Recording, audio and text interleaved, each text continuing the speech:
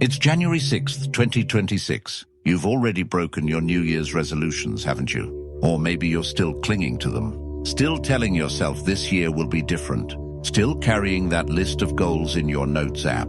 Still believing that wanting it badly enough will make it happen. Let me tell you what's going to occur if you keep doing what you've always done. By February, the gym membership you bought will be gathering dust. By March, you'll have forgotten what you promised yourself on December 31st. By June, you'll be telling yourself, I'll start fresh in the fall. By next December, you'll be sitting in the exact same place, writing the exact same goals, feeling the exact same shame. This has happened before. It will happen again, unless you change the game entirely. The problem isn't your willpower. The problem isn't your discipline. The problem isn't even your goals. The problem is that you're playing a game designed to make you fail. Every January, millions of people participate in the same ritual. They identify what they hate about themselves. They create a fantasy future where that thing is fixed. They call it a goal. They feel a rush of hope, and then they wait for motivation to carry them there. It never does. This January, you're going to do something different. You're not going to set goals. You're going to build power. There's a difference, and if you can understand this difference in the next 10 minutes, this year, this actual year, will be the inflection point you've been waiting for. Not because the calendar changed, not because you wrote something down, but because you stopped playing the loser's game and started playing the winner's game. Here's what that means. The loser's game. Identify what you want. Create a plan to get it. Hope you stay motivated long enough to execute. Feel like a failure when life interrupts your plan. Repeat next January. This is the winner's game. Identify who you need to become. Build systems that make that transformation inevitable. Execute regardless of how you feel, and adapt when circumstances change. Become someone who doesn't need January to begin things. Most people will watch this video and go right back to their goal setting. They'll write, lose 20 pounds, or make 6 figures, or find love in their journal tonight. And next December, they'll be exactly where they are right now. You're not going to be one of them. Why January is actually irrelevant. Here's a truth that will sting. The fact that it's January means nothing. The calendar doesn't grant you power. The fresh start you feel is an illusion. Your psychology on January 1st is identical to your psychology on November 17th or March 23rd. The only thing that's different is the story you're telling yourself. And if your strategy depends on that story, on that feeling of freshness, on that burst of New Year motivation, then your strategy is built on sand. But here's the opportunity hidden in that harsh truth. If January means nothing, then you can't blame February when it fails you. You can't blame the post-holiday slump or the winter blues or the fact that the gym is crowded.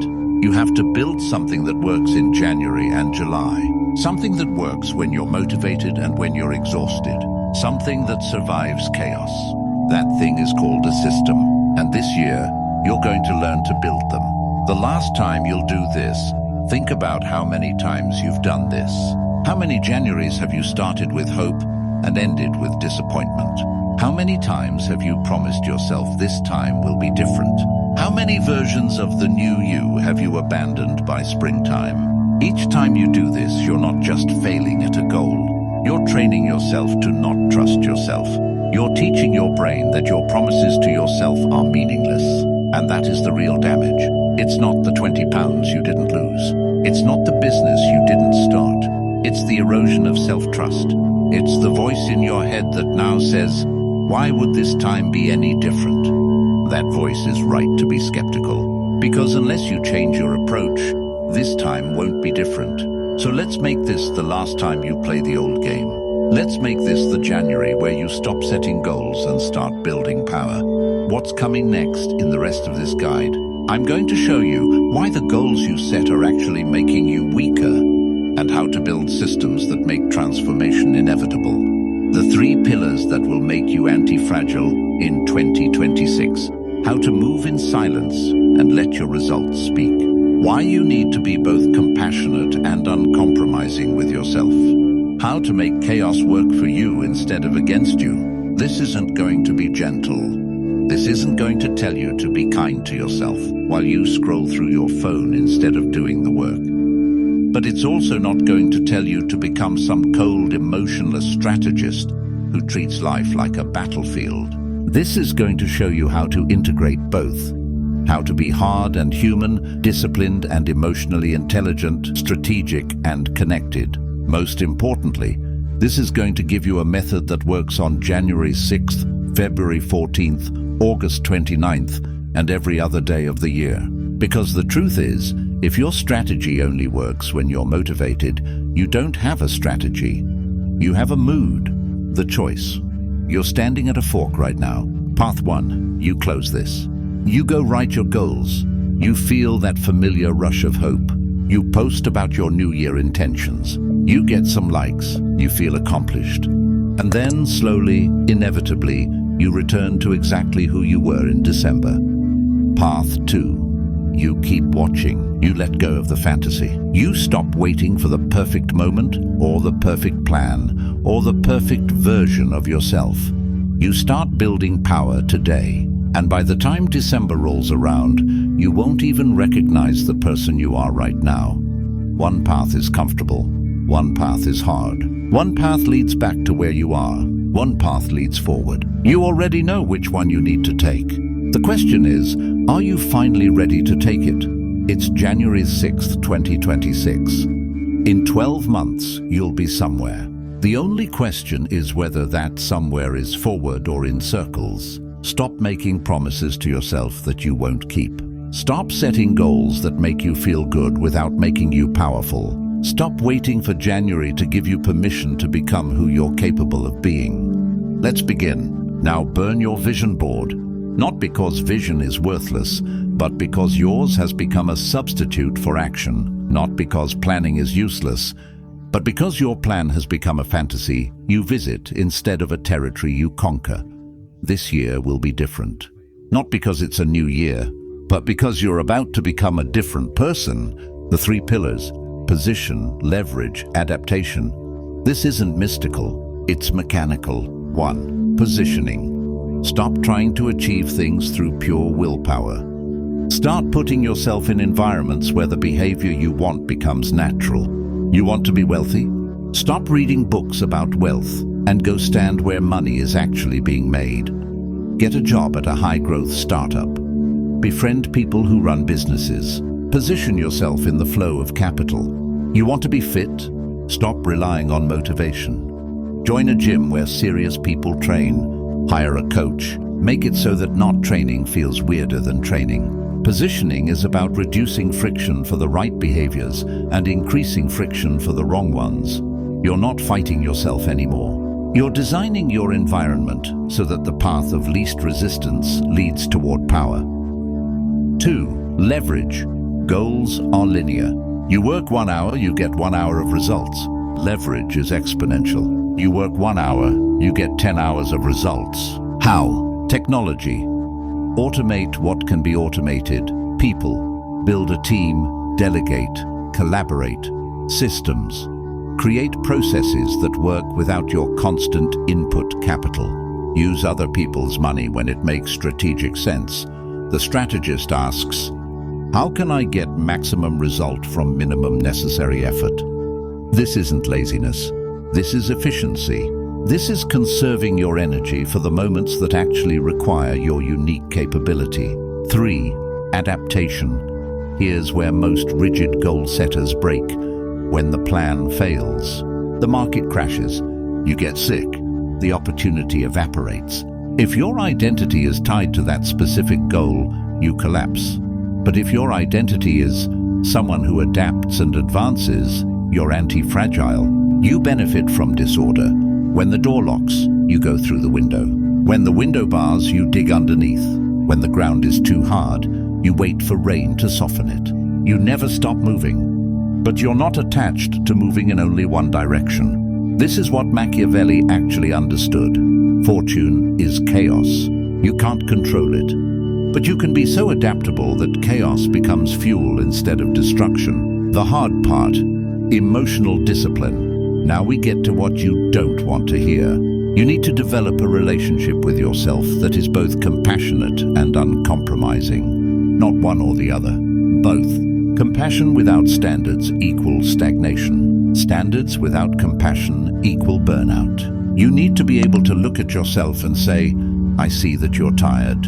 I see that this is hard. And we're doing it anyway. Not because you hate yourself, but because you respect yourself too much to let temporary discomfort steal your future.